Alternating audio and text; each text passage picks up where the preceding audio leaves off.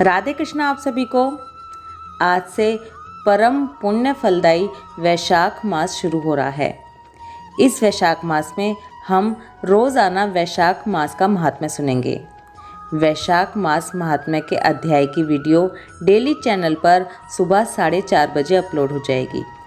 कोशिश कीजिए कि वैशाख मास महात्म्य सुनने का नियम लें। रोज़ाना नियम से महात्म्य सुने, एक जगह बैठकर सुने और पूरे ध्यान से सुने। वैशाख मास महात्म्य में आपको इतनी सुंदर सुंदर कथाएं सुनने को मिलेंगी जिससे हमारी रुचि अपने धर्म ग्रंथों की तरफ और बढ़ती जाएगी। तो चलिए वैशाख मास महात्म्य का पहला अध्याय शुरू करते हैं। वैशाख मास महात्म्य अध्याय 1। एक समय सूत जी सबको भगवत भक्ति के लक्षण तथा वैशाख स्नान की महिमा सुनाते हुए नारद जी और राजा अम्बरीश का वृतांत सुनाते हैं। सूत जी कहते हैं कि एक बार राजा अम्बरीश ने नारद मुनि से बोला, हे मुनि श्रेष्ठ, आप संपूर्ण लोकों पर अनुग्रह करने वाले हैं। आपने भगवान विष्णु के सगुण एवं निर्गुण ध्यान का वर्णन किया। अब आप भक्ति का लक्षण बतलाइए। साधुओं पर कृपा करने वाले महर्षि, मुझे यह समझाइए कि किस मनुष्य को कब, कहाँ, कैसी और किस प्रकार भक्ति करनी चाहिए। सूत जी कहते हैं, राजाओं में श्रेष्ठ महाराज अम्बरीश के ये वचन सुनकर देव ऋषि नारद जी को बड़ी प्रसन्नता हुई। वे उनसे बोले, राजन सुनो, भगवान की भक्ति समस्त पापों का नाश करने वाली है। मैं तुमसे उस भक्ति का भली भांति वर्णन करता हूँ। भक्ति अनेकों प्रकार की बताई गई है।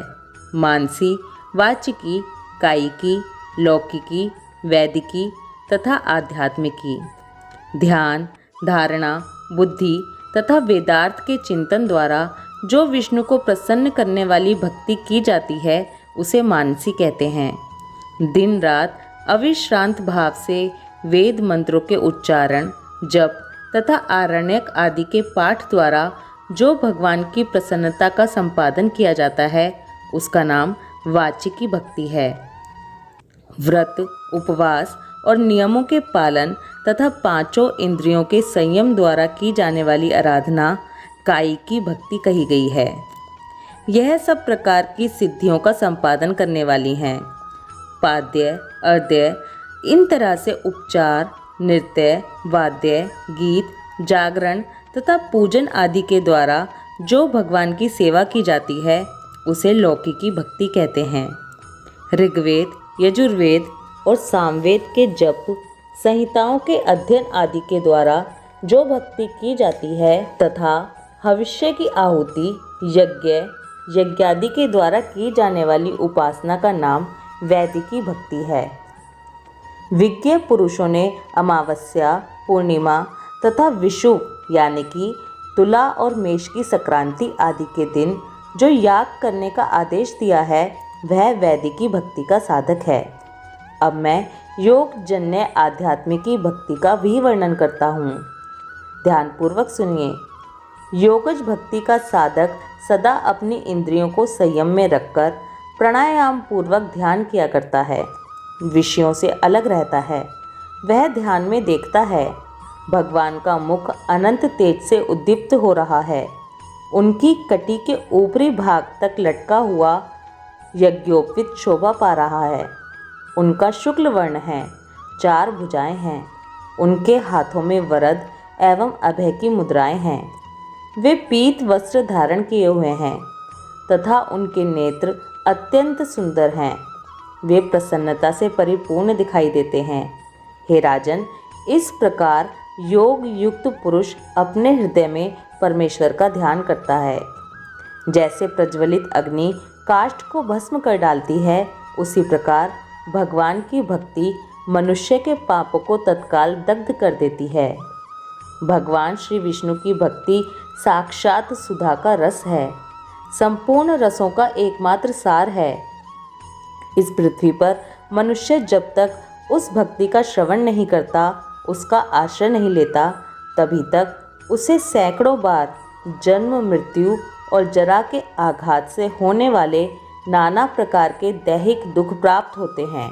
यदि महान प्रभावशाली भगवान अनंत का कीर्तन और स्मरण किया जाए तो वे समस्त पापों का नाश कर देते हैं। ठीक उसी तरह जैसे वायु मेघ का तथा सूर्यदेव अंधकार का विनाश कर डालते हैं। राजन, देव पूजा, यज्ञ, तीर्थ, स्नान, व्रत अनुष्ठान, तपस्या और नाना प्रकार के कर्मों से भी अंतःकरण की शुद्धि वैसी नहीं होती जैसी भगवान का अनंत का ध्यान करने से होती है। हे नरनाथ, जिनमें पवित्र यश वाले तथा अपने भक्तों को भक्ति प्रदान करने वाले विशुद्ध स्वरूप भगवान श्री विष्णु का कीर्तन होता है, वे ही कथाएं शुद्ध हैं तथा वे ही यथार्थ, वे ही लाभ पहुँचाने वाली और वे ही हरि भक्तों के कहने सुनने योग्य होती हैं।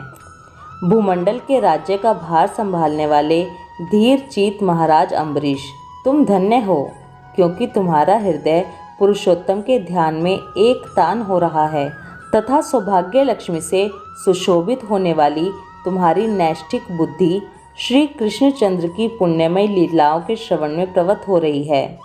हे राजन, भक्तों को वरदान देने वाले अविनाशी भगवान श्री विष्णु की भक्ति पूर्वक आराधना किए बिना अहंकारवश अपने को ही बड़ा मानने वाले पुरुष का कल्याण कैसे हो सकता है।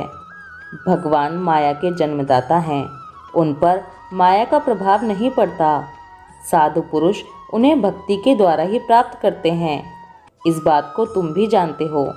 राजन, धर्म का कोई भी तत्व ऐसा नहीं है जो तुम्हें ज्ञात ना हो। फिर भी जिनके चरण ही तीर्थ हैं, उन भगवान की चर्चा का प्रसंग उठाकर जो तुम उनकी सरस कथा को मुझसे विस्तार के साथ पूछ रहे हो, उसमें यही कारण है कि तुम वैष्णवों का गौरव बढ़ाना चाहते हो, मुझ जैसे लोगों का आदर कर रहे हो। साधु संत जो एक दूसरे से मिलने पर अधिक श्रद्धा के साथ भगवान अनंत के कल्याण में गुणों का कीर्तन और श्रवण करते हैं, इससे बढ़कर परम संतोष की बात तथा समुचित पुण्य मुझे और किसी कार्य में नहीं दिखाई देता। ब्राह्मण, गौ, सत्य, श्रद्धा, यज्ञ, तपस्या, श्रुति, स्मृति, दया, दीक्षा और संतोष, ये सब श्री हरि के स्वरूप हैं। सूर्य, चंद्रमा, वायु, पृथ्वी, जल, आकाश, दिशाएं, ब्रह्मा, विष्णु, रुद्र तथा संपूर्ण प्राणी उस परमेश्वर के ही स्वरूप हैं। इस चराचर जगत को उत्पन्न करने की शक्ति रखने वाले वे विश्वरूप भगवान स्वयं ही ब्राह्मण के शरीर में प्रवेश करके सदा उन्हें खिलाया जाने वाला अन्न भोजन करते हैं। इसलिए जिनकी चरण रेणु तीर्थ के समान हैं, भगवान अनंत ही जिनके आधार हैं, जो संपूर्ण प्राणियों के आत्मा तथा पुण्यमयी लक्ष्मी के सर्वस्व हैं, उन ब्राह्मणों का आदर पूर्वक पूजन करो। जो विद्वान ब्राह्मणों को विष्णु बुद्धि से देखता है, वही सच्चा वैष्णव है तथा वही अपने धर्म में भली भांति स्थित माना जाता है। तुमने भक्ति के लक्षण सुनने के लिए प्रार्थना की थी, सो सब मैंने तुम्हें सुना दिया। वैशाख मास महात्म्य अध्याय 1 समाप्तम। वैशाख मास महात्म्य को ध्यान पूर्वक सुनते रहिए। चलिए वैशाख मास महात्म्य सुनने के साथ साथ एक छोटा सा संकल्प ये भी लेते हैं कि हम अपने साथ साथ किसी भी एक और पर्सन को वैशाख मास महात्म्य सुनाएंगे। जैसे कि अपने साथ अपने पति या पत्नी को बैठा लीजिए, अपने साथ अपने बच्चों को बैठा लीजिए। इस वीडियो को अपनी मम्मी, भाभी, भैया, फ्रेंड किसी को भी शेयर कीजिए, जिससे कि इस परम पुण्य महात्म्य को दूसरों तक पहुंचाने का पुण्य भी हमें मिल सके। महात्म सुनते समय हमेशा आवाज़ को थोड़ा तेज़ रखिए, जिससे कि आसपास के सूक्ष्म कीड़े मकोड़े भी इस कथा को सुन सकें और उनको अपनी योनि से मुक्ति मिल सके। ओम माधवाय नमः। राधे कृष्णा।